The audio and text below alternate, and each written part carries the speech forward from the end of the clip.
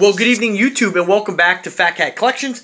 And today I just want to show you guys just another little quick addition I made to the home. I just got off work a little bit ago, or around noonish, and I wanted to make an addition.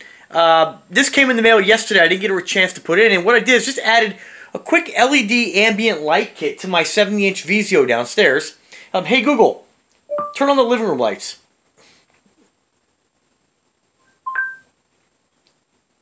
There we go. You got it. We'll shed a little light on it for now. So anyway, that's my TV I have on the wall there. It's a Vizio 70 mounted above a Vizio soundbar. I have to tell you, I'm really impressed with Vizio products. I know there's lots of, I guess there's better TVs out there, but for me, 4K, the picture quality is insane. For my eyes, I love the TV, and even running at 720p, which I find for me streams really well using the Fire Stick and stuff like that. The picture quality is great. And again, what I wanted to do was just add being I already had the sound bar in there, and I wanted something on this wall that wasn't going to be too obtrusive. I don't really like seeing a lot of audio components. A lot of stuff I have I like to hide, keep it tucked away where you have that surround sound, but you don't realize it's there. And just to give you guys an example, like my flat panel speakers I have on this wall, this is my original TV I have in that cabinet, just a 48 Roku. Once I decided to upgrade to this, me and my girl watched so many movies that it just made sense. We were sitting down here more, so I wanted to get a bigger TV, and I always wanted a 70, but I didn't want to clutter up the wall with a bunch of audio components, so the Vizio soundbar worked perfectly for this. Again, it came with just some basic, modest rear surrounds that I have tucked away behind the plant. I have another one over here behind the curtain over there, so everything's very hidden. Subwoofer's hidden underneath the couch. It's a flat panel subwoofer. And then on this system here, you're kind of wondering, well, where are your rears? Well, what I did on here, I just used just a generic flat, they're leftover from their center channel from a Philips system. I just basically mounted two of those up firing behind the rear love seat here. And you know what? You hear them and you don't really notice them. And for me, is it the optimum setup? No, but it works well in my living room and just like the Vizio 70. So again, not to go off on a tangent there because I start to get rolling here and I just start to keep talking. But what I did is I just added an ambient light kit. I got this off of eBay. I will put a link in the description. I picked one that actually mounted right in. It has 4 different strips that are actually connected with individual wires because I was kind of wondering, well, how are you going to bend the corners? Well, you basically stick on the strip, and the corners bend they just have attached wires just kind of hang there. They're very short. I didn't take the TV off the wall, which probably would have been better, but I didn't feel like ripping the whole thing off the wall, so I was just very careful in kind of reaching around it and how I stuck it on. One of the areas on the side here, I'll try to show you, where the audio, there's like a gap in the actual frame here. You just had to float it right over the top. There's nothing you really could have done because the wires on a TV this large weren't long enough to get you all the way to this edge here. So naturally, when you look at it, the top ones are a little bit closer to the top of the TV where they kind of, let me turn off the other lights again. Hey Google, turn off the living room lights. You got it. Turning 4 lights off. And so you can see... I'm sorry. There was an error and I'm unable to control your home device. I don't know what's going on here. Sometimes she's got an attitude. Anyway, so you can see there's more of a glow from the top. The bottom is just the same amount of glow, but you have the sound bar kind of in the way. But when you get back, it just gave me what I wanted. That was a little bit of ambient light coming from the TV, it was like...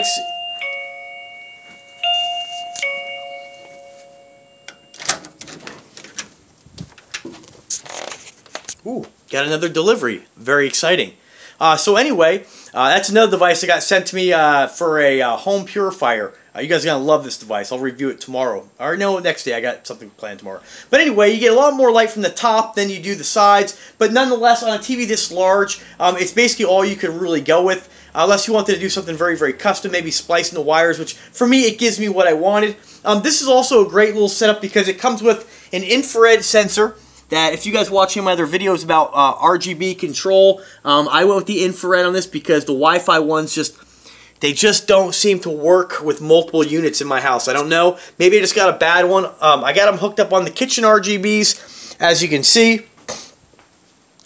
And this one here is on a Wi-Fi module, so even that one, you're supposed to be able to voice control it. I cannot get it to work. I'm not sure what the glitch is, but I'm not able to get it to work. But nonetheless, it's okay for some devices not to be Wi-Fi. But this one here just comes with a basic credit card remote, same kind that my stairs have. And I have the sensor just kind of tucked away, kind of underneath the TV, just barely hanging. You barely even see it. So you just cycle through the colors. You got white, red, green, Pretty much, and it'll do, you know, it'll change color, flash. Basically, it's just your inexpensive eBay LED controller. But one thing that's great about it, what I really like about this particular one, is that it's USB powered. So I didn't have to run a new power supply and try to sneak it in behind the wall. It plugged right into the USB and it stays on, or you can turn it off if you want to. So I'm really happy with it. I will put a link in the description. This RGB kit has come a long way compared to the original ones I got from China. The original ones actually have separate bulbs for RGBs and they overlap to make the color. This one's actually contained on one. I'll probably use these. They're so cheap to upgrade the stairs at a later date and upgrade some of the other ones I have in the house, because these are a lot nicer. The other thing I added is, you guys know I've done a video the other day where I have a deadbolt right here. This is a spin deadbolt, and how it works is you just spin it, and you can see right now it's not functioning, but the bolt is out. And what you do is just enter the code. I'm going to go ahead and do that where you can't see. And then it activates the spin, and you can open it up.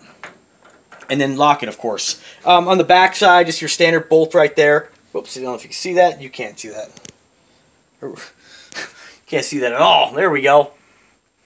And then, of course, what I did is I wanted to do a little bit of upgrades to secure the door. So I went ahead and got this double security strike plate. Now, a little bit of an issue, it's not perfect because I was using the existing holes here, and I was able to have these little dust caps that came with the other locks that I have.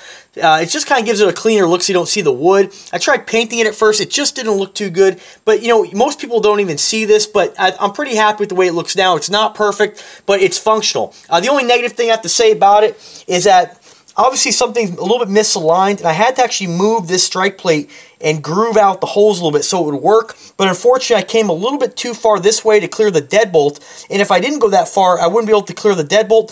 So because of that, the actual door latch here, the lower lock, is a little bit loose. So when you close the door, if the deadbolt's not engaged, you have a little bit of play in there. So what I'm going to do eventually is change out this lock with something that has a bolt, I don't know if you can see that, that has more of a tab on the back side here that'll engage that strike plate a little better. So I went ahead and did that, used all 3-inch screws all the way into the wall studs. This is very secure, very difficult if somebody's going to try to kick that in.